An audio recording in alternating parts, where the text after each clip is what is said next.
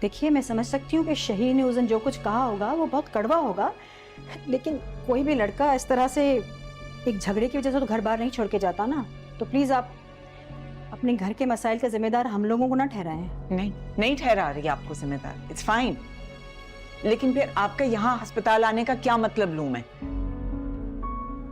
आपके शौहर के मुताबिक आपकी बच्ची की मंगनी टूटी थी, रिश्ता टूटा था उसका वली की वजह से ना।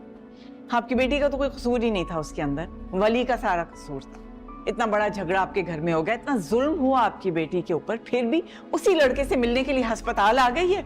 इट्स अमेजिंग कि वो इतना मैनिपुलेट कर रही है आप लोगों को। देखिए बस, इससे आगे आप एक लफ्ज मत कहिएगा। मैं भी माँ हूँ, मैं समझ सकती हूँ कि अगर आपकी बेटी की तबीयत खराब हो तो फिर आप इस तरह की तल्ख बातें कह सकती हैं, मगर इसका मतलब ये हरगिज नहीं है कि आप जो चाहे मेरी बेटी के लिए मैं इजाजत नहीं दूंगी कि आप मेरी बेटी को इस तरह बेइज्जत करें।